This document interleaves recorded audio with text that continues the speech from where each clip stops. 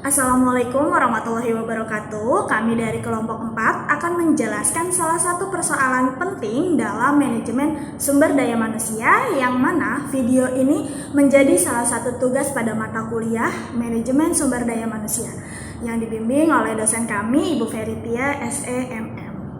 Tema yang akan kami bahas dalam hal ini adalah evaluasi kinerja karyawan. Perkenalkan, dengan saya Saraya Meka. Saya di sini akan menjelaskan latar belakang masalah yang akan kami bahas ini. Lalu selanjutnya ada definisi evaluasi kinerja akan dibawakan oleh Saudara Taufik Rifanto, tujuan evaluasi kinerja oleh Saudara Muhammad Thoib Ibnu Said, faktor-faktor penilaian kinerja dan kegunaan evaluasi kinerja oleh Saudara Zamrud Permata, dan terakhir mengenai aspek yang dinilai serta jenis dalam evaluasi kinerja itu apa saja akan dibahas oleh Saudara Wisnu Aji Putra Pratama. Untuk mempersingkat waktu, kita langsung masuk ke latar belakang masalah. Evaluasi kinerja pada dasarnya dilakukan untuk mengetahui sejauh mana kadar profesionalisme karyawan serta seberapa tepat pegawai telah menjalankan fungsinya.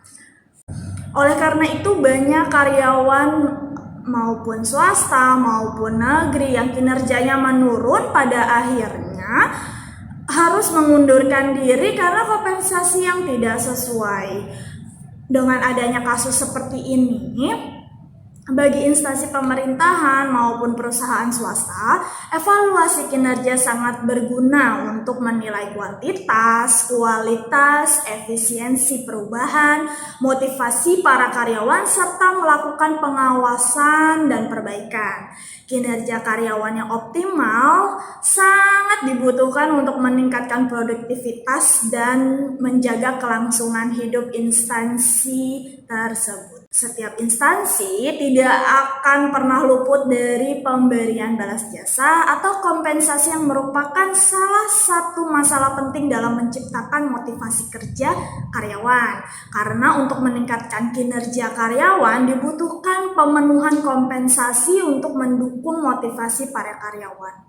Dengan terbentuknya motivasi yang kuat, maka akan dapat membuahkan hasil atau kinerja yang baik sekaligus berkualitas dari pekerjaan yang dilaksanakannya. Pembahasan selanjutnya akan dilanjutkan oleh teman-teman saya. Terima kasih. Definisi evaluasi kinerja. Evaluasi kinerja adalah suatu metode atau proses penilaian dan pelaksanaan tugas seseorang atau kelompok orang atau unit-unit kerja dalam suatu perusahaan atau organisasi sesuai dengan standar kinerja atau tujuan yang ditetapkan lebih dahulu. Evaluasi kerja merupakan cara yang paling adil dalam memberikan imbalan atau penghargaan kepada pekerja.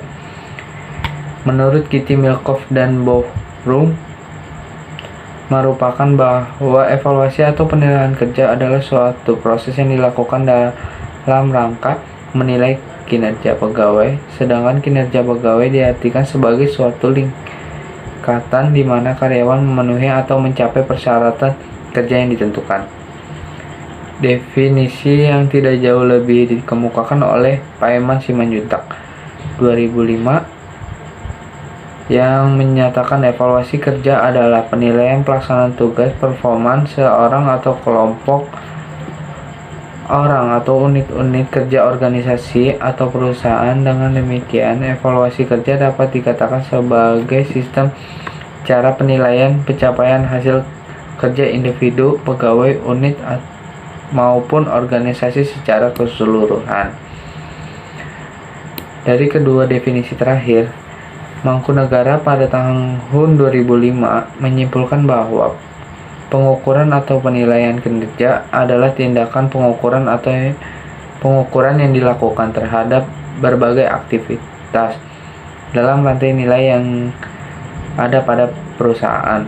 Hasil pengukuran tersebut digunakan sebagai upah balik yang memberikan informasi tentang prestasi pelaksanaan suatu rencana dan diperlukan perusahaan dalam menyesuaikan dan pengendalian. Dari Dari beberapa pendapat ahli tersebut, dapat disimpulkan bahwa evaluasi kinerja adalah penilaian yang dilakukan secara sistematis untuk mengetahui hasil kerja karyawan dan kinerja organisasi. B. Tujuan evaluasi kerja. Secara umum, tujuan kompensasi adalah untuk membantu perusahaan mencapai tujuan keberhasilan, strategi perusahaan, dan menjamin terciptanya keadilan internal dan eksternal.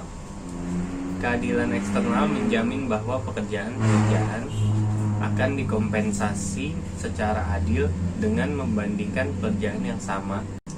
Kadang-kadang tujuan ini bisa menimbulkan konflik satu sama lainnya, dan trade-off harus terjadi, misalnya untuk mempertahankan karyawan dan menjamin keadilan. Hasil analisis upah dan gaji merekomendasikan pembayaran jumlah yang sama untuk pekerjaan-pekerjaan yang sama. Akan tetapi, perekrut pekerja mungkin menginginkan untuk menawarkan upah tidak seperti biasanya, yaitu upah yang tinggi untuk menarik pekerja yang berkualitas.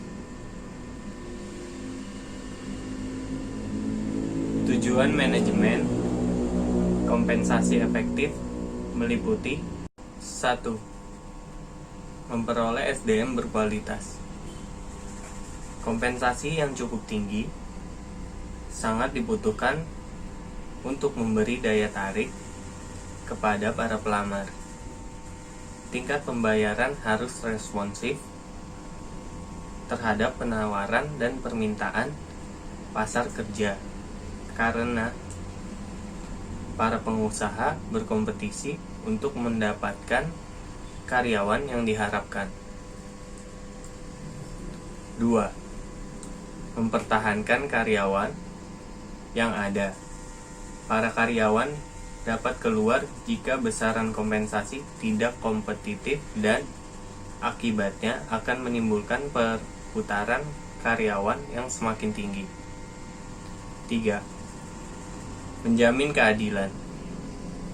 Manajemen kompensasi selalu berupaya agar keadilan internal dan eksternal dapat terwujud.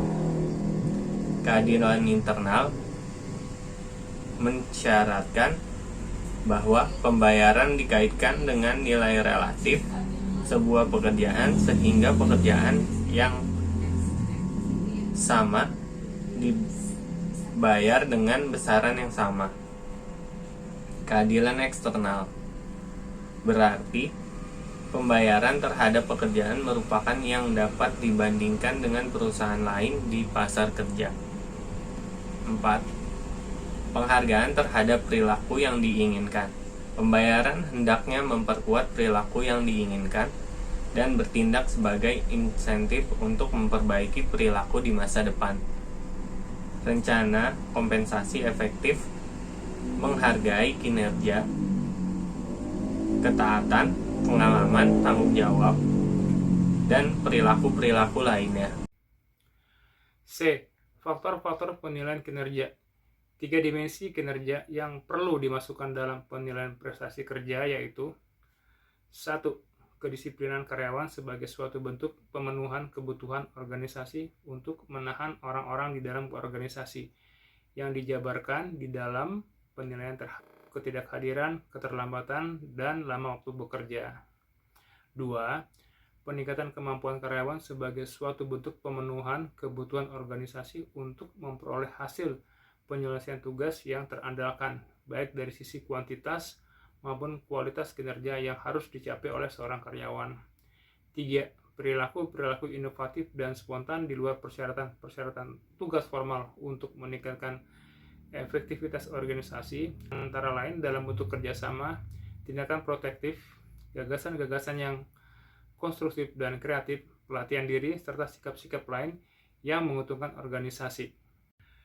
D. Kegunaan evaluasi kinerja. Kegunaan dari evaluasi kinerja SDM menurut Mangkunegara adalah 1. Sebagai dasar pengambilan keputusan yang digunakan untuk prestasi, pemberhentian, dan besarnya balas jasa. 2. untuk mengukur sejauh mana seorang karyawan dapat menyelesaikan pekerjaannya. 3. Sebagai dasar mengevaluasi efektivitas seluruh kegiatan dan dalam perusahaan. 4. Sebagai dasar untuk mengevaluasi program latihan dan keefektifan jadwal kerja, metode kerja, struktur organisasi, gaya pengawasan, kondisi kerja, dan pengawasan. 5. Sebagai indikator untuk menentukan kebutuhan latihan bagi karyawan yang ada di dalam organisasi. 6. Sebagai kriteria menentukan seleksi dan penempatan karyawan. 7. Sebagai alat memperbaiki atau mengembangkan kecakapan karyawan. 8. Sebagai dasar untuk memperbaiki atau mengembangkan uraian tugas. Sedangkan menurut Payaman Simanjuntak menyatakan bahwa manfaat evaluasi kinerja atau EK adalah sebagai berikut. 1. Peningkatan kinerja, terutama bila hasil EK menunjukkan kinerja seorang rendah atau di bawah standar yang telah ditetapkan, maka orang yang bersangkutan dan atasannya akan segera membuat segala upaya untuk meningkatkan kinerja tersebut, misalnya dengan bekerja lebih keras dan tekun. Untuk itu setiap pekerja perlu menyadari dan memiliki. 2. Kemampuan tertentu sebagai dasar untuk mengembangkan diri lebih lanjut. 3. Keinginan untuk terus belajar dan meningkatkan kemampuan kerja. 4. Sikap tertarik pada pekerjaan dan etos kerja yang tinggi. 5. Keyakinan untuk berhasil. 6. Pengembangan SDM. Evaluasi kinerja sekaligus mengidentifikasikan kekuatan dan kelemahan setiap individu serta potensi yang dimilikinya. Dengan demikian, manajemen dan individu dimaksud dapat mengoptimalkan pemanfaatan keunggulan dan potensi individu yang bersangkutan, serta mengatasi dan mengkompensasi kelemahan-kelemahan melalui program pelatihan. Manajemen dan individu, baik untuk memenuhi kebutuhan perusahaan atau organisasi maupun dalam rangka pengembangan karir mereka masing-masing. Saya Wisnu Aji Putra Pratama. Di sini saya akan menyampaikan materi tentang aspek yang dinilai dalam evaluasi kinerja. Jadi, apa saja sih aspek-aspek yang dinilai dalam evaluasi kinerja? Yaitu sebagai berikut. Yang pertama ada kemampuan teknis, yaitu kemampuan menggunakan pengetahuan, metode, teknik, dan peralatan yang dipergunakan untuk melaksanakan tugas, serta pengalaman dan juga pelatihan yang diperoleh. Yang kedua, kemampuan konseptual, yaitu kemampuan untuk memahami kompleksitas perusahaan dan penyesuaian bidang gerak dari unit masing-masing ke dalam bidang operasional perusahaan secara menyeluruh, yang pada intinya individual tersebut memahami tugas, fungsi, serta tanggung jawabnya sebagai seorang karyawan. Yang ketiga, yaitu kemampuan hubungan interpersonal, yaitu antara lain untuk bekerja sama dengan orang lain, memotivasi karyawan atau rekan, melakukan negosiasi, dan lain-lain. Yang selanjutnya ada jenis atau elemen penilaian kinerja. Penilaian kinerja yang baik adalah yang mampu untuk menciptakan gambaran yang tepat mengenai kinerja pegawai yang dinilai. Penilaian tidak hanya ditujukan untuk menilai dan memperbaiki kinerja yang buruk, namun juga untuk mendorong para pegawai untuk bekerja lebih baik lagi. Elemen-elemen utama dalam sistem penilaian kinerja Werther dan Davis adalah 1. Performance standar, yaitu ada 4 hal yang harus diperhatikan dalam menyusun standar penilaian kerja yang baik dan benar. Yang pertama yaitu validity, adalah keabsahan standar tersebut sesuai dengan jenis pekerjaan yang dinilai. Keabsahan yang dimaksud di sini adalah standar tersebut memang benar-benar sesuai atau relevan dengan jenis pekerjaan yang akan dinilai tersebut. Yang kedua yaitu agreement, berarti persetujuan, yaitu standar penilaian tersebut disetujui dan diterima oleh semua pegawai yang akan mendapat penilaian. Ini berkaitan dengan prinsip validity di atas. Yang ketiga ada realism, berarti standar penilaian tersebut bersifat realistis, dapat dicapai oleh para pegawai dan sesuai dengan kemampuan pegawai. Yang keempat yaitu objectivity, Berarti standar tersebut bersifat objektif, yaitu adil, mampu mencerminkan keadaan yang sebenarnya, tanpa menambah ataupun mengurangi kenyataan dan sulit untuk dipengaruhi oleh bias-bias penilai. Elemen-elemen yang kedua dalam sistem penilaian kinerja Weather dan Davis yaitu kriteria manajemen kinerja. Kriteria penilaian kinerja dapat dilihat melalui beberapa dimensi, yaitu yang pertama ada kegunaan fungsional atau functional utility, bersifat krusial karena hasil penilaian kinerja dapat digunakan untuk melakukan seleksi, kompensasi, dan pengembangan pegawai. Maka, hasil penilaian kinerja harus valid, adil, dan berguna sehingga dapat diterima oleh pengambilan keputusan. Yang kedua ada validity, atau mengukur apa yang sebenarnya hendak diukur dari penilaian kinerja tersebut.